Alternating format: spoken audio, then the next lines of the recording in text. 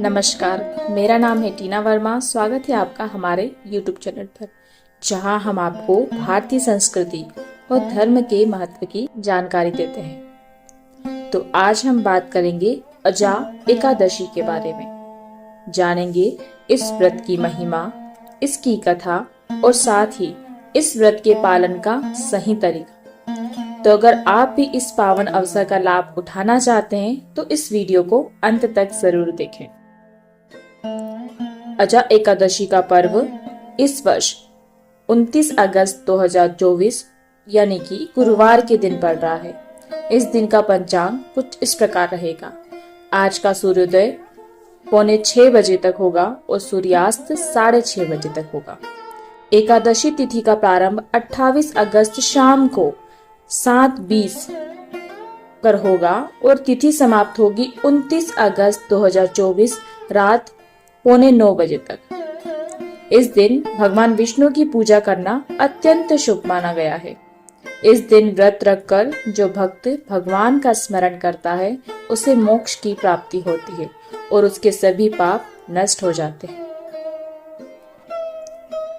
अब जानते हैं आज एकादशी व्रत की पौराणिक कथा के बारे में। पुराणों में इस व्रत की महिमा का वर्णन कुछ इस प्रकार किया गया है। प्राचीन काल में सत्यवादी राजा हरिश्चंद्र का राज्य था। उन्होंने अपनी सत्यनिष्ठा और धर्म के पालन के लिए बहुत कठिनाइयों का सामना किया।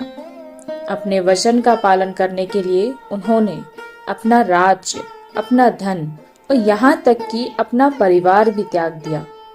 जब वे इन कठिनाइयों में जी रहे थे तब उनके जीवन में अनेक दुख और कष्ट आए। इन्हीं कष्टों से मुक्ति पाने के लिए वे महर्षि गौतम के पास गए। महर्षि गौतम ने उन्हें अजा एकादशी व्रत करने का परामर्श दिया।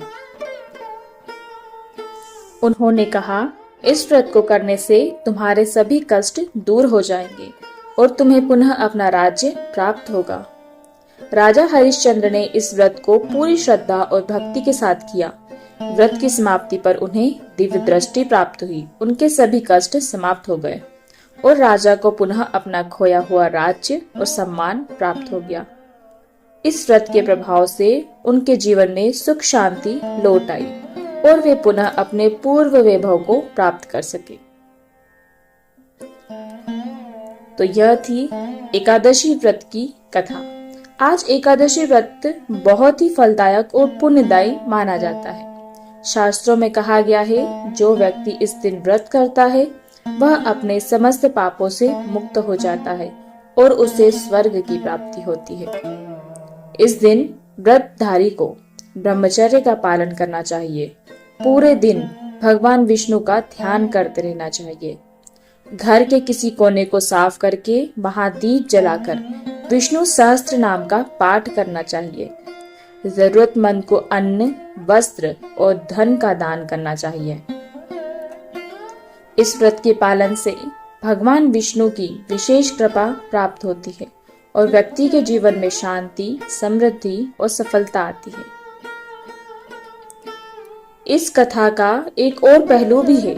एक अन्य कथा के अनुसार भगवान श्री कृष्ण ने धर्मराज युधिष्ठिर को बताया कि इस व्रत का पालन करने से व्यक्ति के 7 जन्मों के पापों का नाश हो जाता है। इस व्रत को करने वाले यमराज के दर्शन नहीं होते, वह सीधा बैकुंठ धाम को प्राप्त होता है। कहते हैं कि एक बार भगवान श्री कृष्ण ने अर्जुन को भी अजा एकादशी व्रत के पालन करने की सलाह दी थी, जिससे महाभारत के युद्ध में उनकी विजय सुनिश्चित हो सके। इस प्रकार यह व्रत न केवल पुण्य का ही नहीं बल्कि विजय और शांति का भी प्रतीक है। अब मैं आपको बताऊंगी अजा एकादशी व्रत का पालन कैसे करें। इस व्रत के लिए आप निम्न विधि को अपना सकते हैं। पहला, एकादशी की पूर्व रात्रि को सात्विक भोजन करें और ब्रह्मचर्य का पालन करें। दूसरा, एकादशी के दिन प्रातः काल स्नान कर भगवान विष्णु की प्रतिमा के सामने दीपक जलाएं। तीसरा, भगवान सहस्त्र नाम का पाठ करें और दिन भर उपवास रखें। यदि संभव हो तो आप बिना जल के भी उपवास रख सकते हैं, लेकिन यह आपकी आस्था पर निर्भर करता है। यदि आपको किसी प्रकार की समस्या है, आपकी शारीरिक समस्या है, तो आप कृपया बिना जल के उपवास न करें। रात्रि को भगवान विष्णु के भजन कीर्तन करते हुए जागरण करें।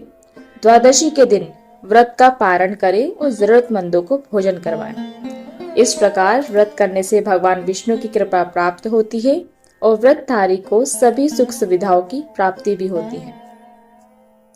तो भक्तों, इस बार आजा एकादशी के पावन अवसर पर भगवान विष्णु की पूजा करें, व्रत रखें और उनकी कृपा प्राप्त करें। यह व्रत न केवल आपकी आत्मा को शुद्ध करता है, बल्कि आपके जीवन को भी सुख शांति से भर देता है। अगर आपको हमारी यह जानकारी उपयोगी लगी हो तो कृपया हमारे चैनल को सब्सक्राइब करें और वीडियो को लाइक करें और अपने मित्रों और परिवार के साथ इसे शेयर करें।